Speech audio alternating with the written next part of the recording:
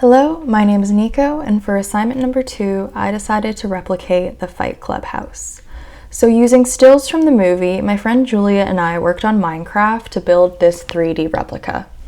So starting off, we can see the colors and the textures of the house look like it's abandoned, falling apart, there's a darkness to it. The windows, some of them are boarded up. Additionally, with regards to the landscape, we tried to make it look as dead and barren as possible, and Julia put in a lot of details with dead plants and different colored dirt. So walking up to the house, you can see the pathway is sort of there but kind of gone. Additionally, for the front porch, Julia put in a lot of details, changing the pillars, having one lantern missing, etc., etc. Walking into the main area, we can see the outside pattern of the house is congruent on the inside, and these little tiny spots on the floor are sort of meant to represent mold and dust and decay, as the house is abandoned and falling apart. The furniture is really interesting because Julia had to get really creative with designing it because Minecraft has a limited amount of supplies that you can use.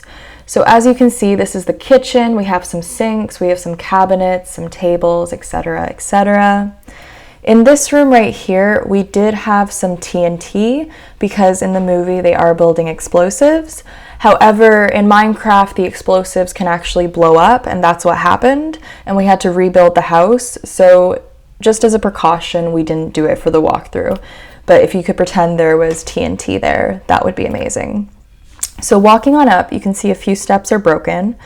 This scene in particular was directly based on a still from the movie, and it really helped us plan the second floor because from that one still, we were able to map out the other rooms and how we thought the feel of the space would be.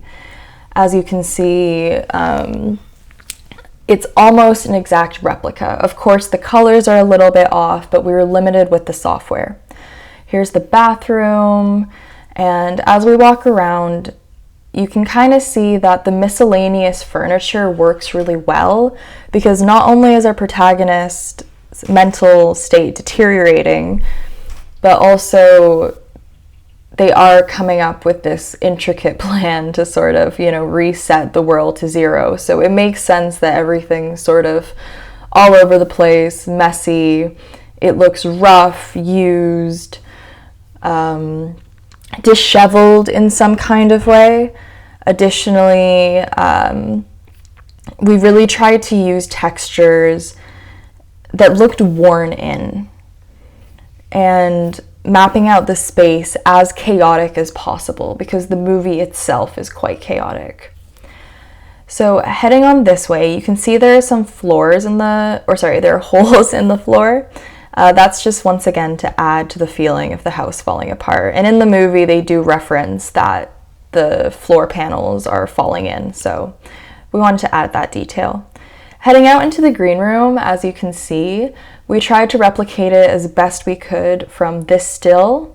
However, once again, we are limited with the resources from Minecraft, so Julia did an amazing job doing flower pots that look like they have dead flowers and maybe one flower that's alive. Once again with the broken lanterns and the yard decorations just looking like it's rotting.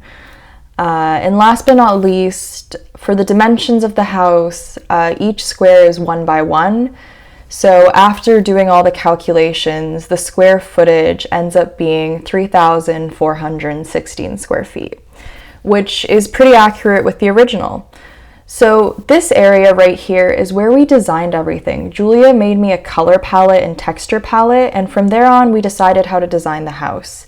Here are some bird's eye views of the floor plan before we put everything in place, just so you can kind of see the creative process and how we got to where we were.